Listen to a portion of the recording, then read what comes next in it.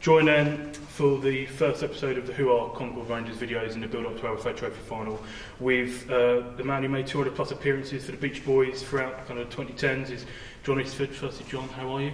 Yeah, very well, thank you. All right, we'll start off then with the first question is, out of all the games you played, or games in which you played for the Beach Boys, which ones would be your most memorable and why? I've been thinking about this for some time, and I've had this question thrown at me before over the years, and I've had 3 games that really stand out for me. I suppose the journey that I've had with the club from the Senior League to the Conference South, I have to pick kind of moments from all of them. The first one would be the day we won the Essex Senior League. I reckon out of most of the players that you're planning on speaking to, the ones that were involved on that day will have this as one of their games, definitely. But last day of the season, we played Barkingside. Whoever won the game won the league. If we drew, Enfield Town won the league. So Enfield Town didn't have a game, so they were there watching. So it all rode on this last game. It was a tight affair. But there was a bit of controversy in the game whereby they had a throw-in. My centre-half partner at the time, Kevin Mulley, he either flicked the ball or he didn't. To this day, we're going to say he didn't flick it, and it went straight into our goal. Barkingside thought they had scored. Enfield Town were jumping up and down on the sides. They thought they had scored. Referee ruled it out, so we was all buzzing, and literally within 30 seconds, we went down the other end, and our all-time record goal scorer Danny Hill smashed one in the back of the net, and that was the start of what was a fantastic day, evening, and what really sparked off this journey that the club still won. My second one is the Ryman North playoff final. We had Enfield Town again here. It's a bit of a theme down there, isn't it? Yeah, it always seemed to be Enfield Town. There was a bit of a down the lower levels were one of our teams that we always come up against. Them and Waltham Abbey were always kind of fighting each other, and East Thurrock, to be fair. But yeah, the Enfield Town game, I remember it well, obviously, mainly because I scored very early on.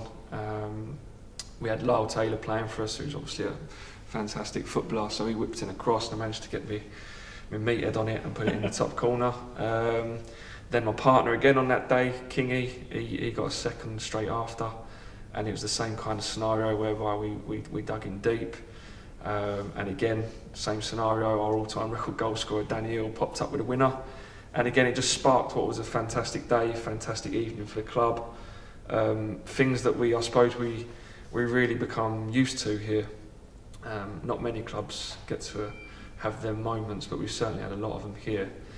And then the final one was probably the one that kind of was one of my favourites because of how far I'd come with the club and how far the club had come, and that was scoring in the Conference South. It was against Maidstone, which was obviously a massive game. I believe there was over 2,000 fans there, probably of which 20 were Concord. And it was, again, a tight game, 2-1 down. And I suppose as a centre-half, you never get these moments to score goals in the last minute that often. Yeah. But it just happened to be that we were fighting.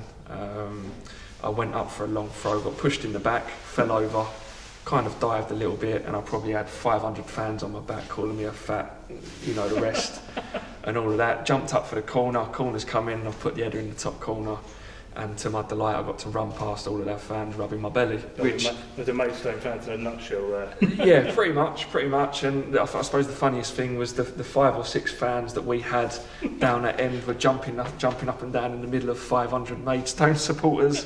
But yeah, no, it kind of the whole journey from them 3 games from the start to the finish for me was amazing times, and it's the club, the way it's grown over the years has been amazing, and it's a compliment to obviously everyone involved from and all the way down to the very bottom. Everyone pulls in the same direction at this club, and what it's still doing now, what it's still achieving is.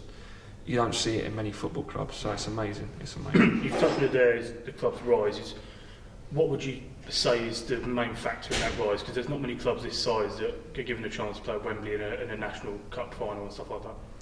No, and again, I'm actually really buzzing for Scopesy that he's getting to lead the club out at Wembley there. Between him and Danny Cowley, and obviously Ant, they've built this club. I know it goes on a lot more than that, and you've got people like Jack Senior and Albert Land, Chris Creary, all of them people behind the scenes that have built this club. But from the day Danny Cowley and Danny Scopes took over, probably back 12, 13 years ago, this club hasn't stopped growing. Yeah.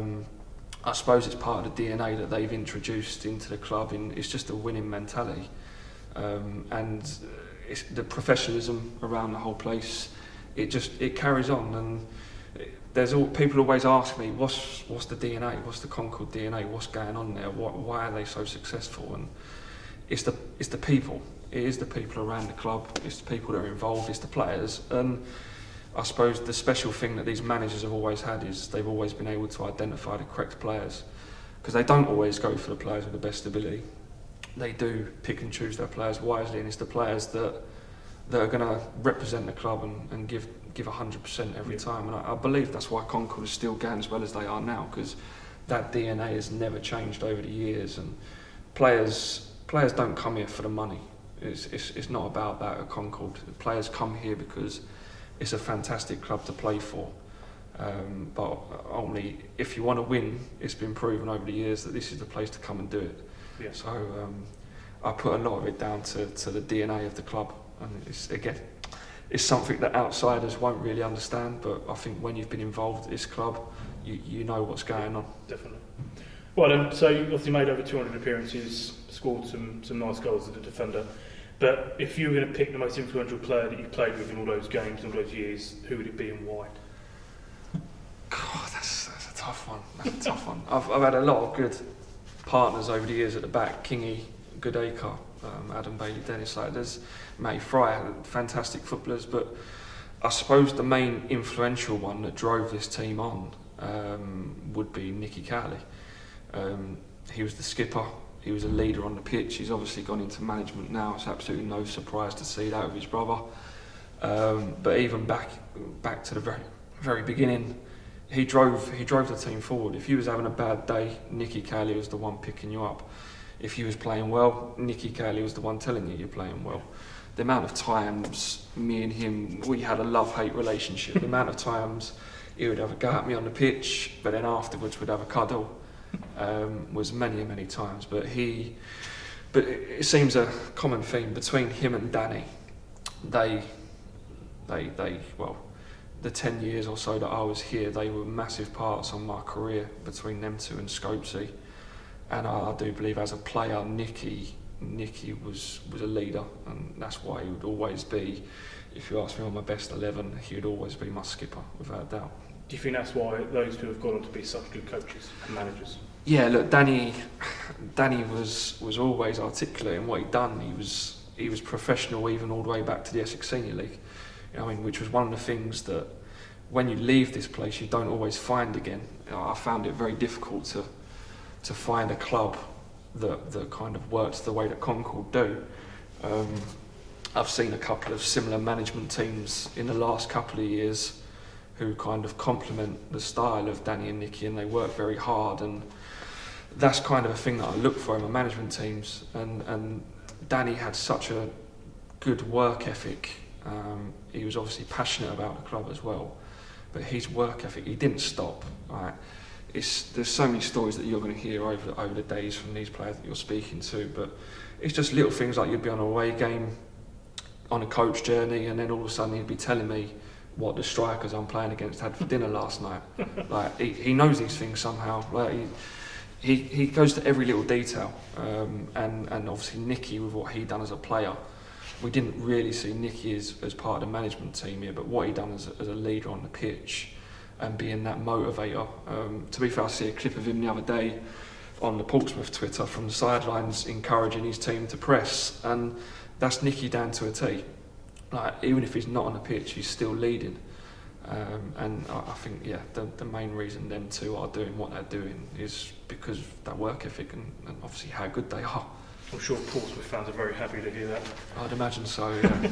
So, moving on then from your playing career, we'll talk a bit more maybe about the club. And if you were going to give an Oxford Dictionary definition of Concord Rangers Football Club, what would it be? It's tough. Like I spoke to you about the DNA, it's the atmosphere around the place. When you walk through the doors here, it's such a professional environment, and I think as a player, if there's certain players, if you're looking for money, it's not the place to be. If you're looking to turn up and just have a laugh with your friends and have a kick about, have a bit of banter, it's not the place to be. But if you want to come here and win things, and you want to be professional about the way you do things, then it's absolutely the place to be. So I suppose the word that I'd be looking for is the professionalism of the whole club, from the top to the bottom. It's run to an absolute T of how a non-league club should be run, and that would be my word for it, I suppose. Finally then, I'm going to give you a tough one, because I know we spoke off camera about how hard it was to do this one, but if you were going to sum up Concord Rangers in 3 words, what would they be? It's tough purely because over the years, and the players that you speak to will remember Ginge, who we had here for a long time. If you asked him for 3 words, you'd probably end up with 6 or 7 words. But the difficult thing with describing Concord in 3 words is there is many, many more words. I think I've said a few of them along the way, but one of them would obviously be the professionalism of the club.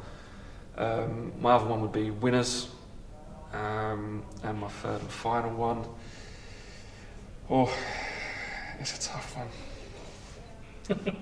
I'm just going to say environment, simply because it's an environment that players want to be in, and I think as a player, if you can set the right environment as a club, then players want to be here, and ultimately, as you've seen from the success that the clubs have, it's a successful club. So them 3 things for me emphasise what Concord's about and what we've done here. Perfect, John. That was a perfect way to start this series, and thanks very much for coming down. No problem. Thank you very much.